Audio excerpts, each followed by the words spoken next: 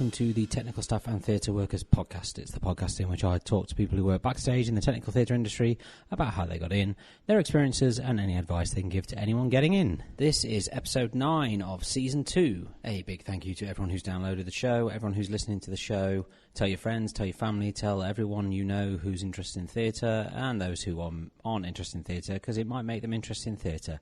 Yes, thank you so much for all the downloads. It's been really good so far, so really enjoying it. And without further ado, let's get on to our next guest. I'm with my guest at this time. If you'd like to introduce yourself and tell me what your current job title is. Hi there, I'm Michael Humphries. I'm the Deputy Head of Stage here at the Prince of Wales Theatre. How did you get into theatre? Well, I've always been in theatre, really, as long as I can remember. When I was a little kid, I absolutely adored it. I went to see my first panto when I was probably around 3 years old. And I love panto. Oh, it's such a great introduction into theatre. It's such a wonderful tradition we've got in this country. And ever since then, I've just wanted to do nothing else. I've been quite lucky in that regard. I've had sort of no other ambitions, which has helped me progress in this one. Excellent. And did you do any training?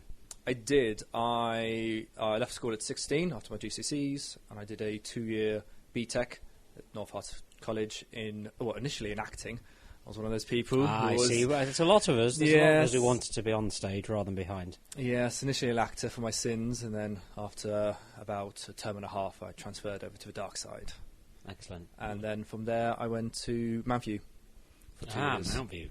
Yes. Lovely. And what was your first job in theatre, backstage in theatre? Backstage in theatre. It was actually a double-barreled job. It was I was building and painting some set for Disney's production of My Son Pinocchio, Geppetto's Musical Tale, the UK premiere in Stevenage. Never been performed since. I was painting and building the set for that, whilst also acting in it. Oh, right. So this was in my sort of transition period. My Son Pinocchio, Geppetto's Musical Tale. Musical Tale. Yes. Wow. And that was Disney's My Son. It's a Disney production. Was it really? Well, it's a Disney licensed. Oh, right, okay. So they licensed the Geppetto and Pinocchio. Yes, written by Stephen Schwartz as well. So, was it really? Yeah. Wow. Not one of his finer works, but some good songs in there, yes. But I was painting the set, and so I was doing that in the evening, and then I was rehearsing in the day, and there's just too much. So I had to choose, what do I really want to do? And, well, obviously it was backstage. Of course, naturally. And you like your building and painting and woodwork and stuff like that, haven't you? Yeah, it's my bread and butter. Excellent. So give us a list of any other jobs you've done. I've been a set designer, master carpenter at workshop, scenic artist. Shows? Any particular shows that we know of other than Pinocchio, Geppetto? Well, they were all sort of local shows, but once I got sort of into the big, sort of what you probably call sort of professional work, our wonderful West End, my first job was a stage casual for The Lion King. Excellent. I was there for 6 months, and then I was full-time, and then 3 months later I became crew swing, and then I was there for 4 years, and then I was offered head of props on the UK tour of The Lion King. Cool. So I jumped onto that ship 2 weeks before COVID. Of course. So fantastic timing. My first official day as HOD, we were told to pack everything up, and I still hadn't got my list of what was actually mine. So, that was a great start. And then during COVID, we moved that show a few times, hoping we could open it, but we never did. And then I went back to London, over Lion King production in London, to reopen it after COVID. Then they flew me over to Paris to help open the Paris production, which was fun. Then jumped back on the tour, did that for further 8 months before joining Delphine McIntosh Theatres at the Wyndham's Theatre as a stage technician initially. And then 2 weeks after I joined, I was bumped up to Deputy Head of Stage. Oh, cool. Yeah. So you've done a lot of Lion King. Well, yes, yeah. It feels like a lot, but really it was only 4 years in town and a year on tour. Really, it was a lot. It wasn't that much. Just the 4 years. Yeah, I can totally listen to a Hakuna Matata and not have a seizure. Yeah. So, what would you say is your favourite in all the different Lion King, the different Lion Kings you've done? Which would you say was your favourite one? In town, by far. Right, yeah, okay. It was fantastic. I learned pretty quickly I wasn't built for touring. I like to be home, like to be in one place. And once I've set everything up the way I like it, we're sort of packing it all up in a few weeks. Yeah. You've got to have a certain mindset to tour. You do, yes. But it is great fun. It is. It is in its way. Have you ever come across any issues within the industry? You being held back for jobs? You think you believe? Been naming no names, obviously, but you believe you've been held back or overlooked for?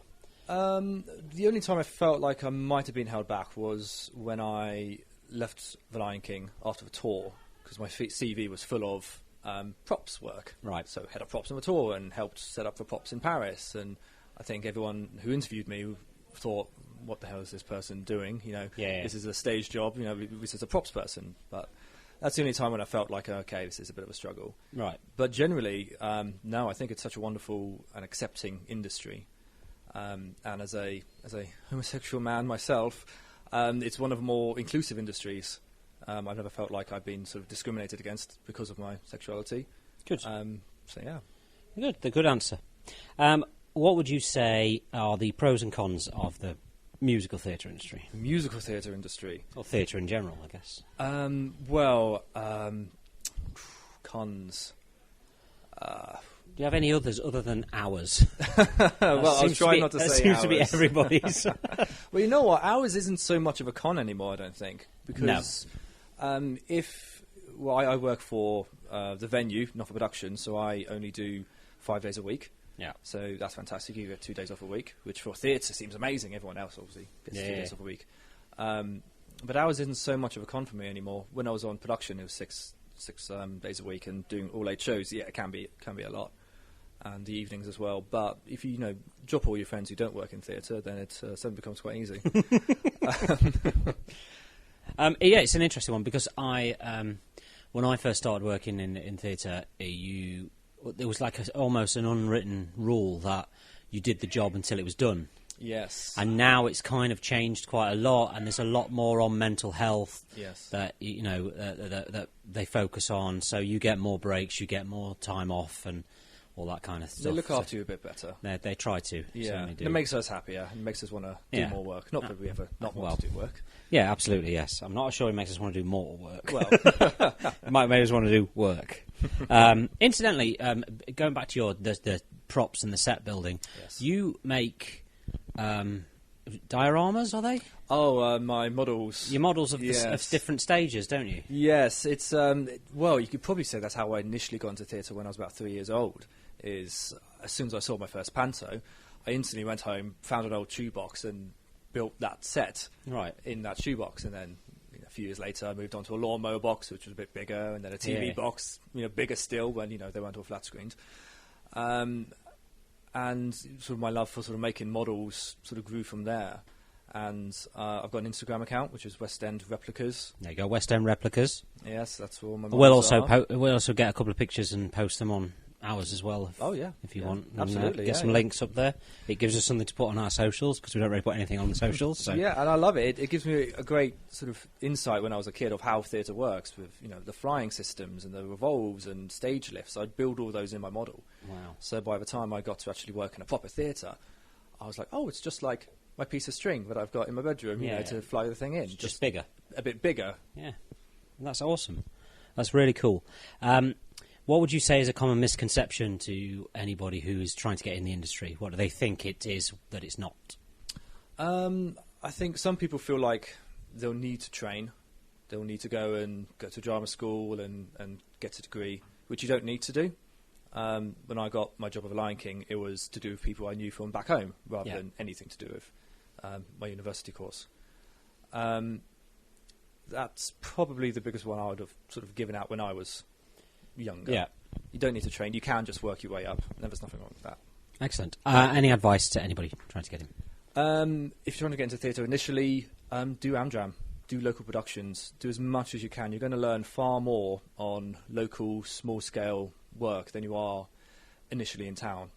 Because in London, once a show's in, it could sit here for 10 years, sometimes longer, and nothing really changes. We do maintenance on it, but we don't de-rig everything and rig it up again. That's the thing as well, is that you don't really learn a lot when you come to a show that's been sitting there, because a lot of people have been there a long time.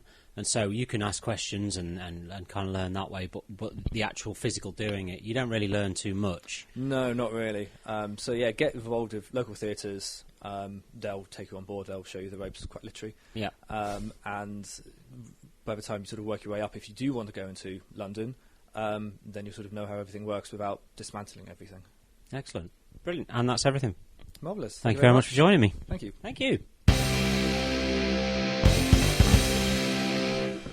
A big thank you to Michael for that. Enjoyed that one. Thank you so much for listening to this. Thank you so much for downloading it. It's been really great. Really loving it so far.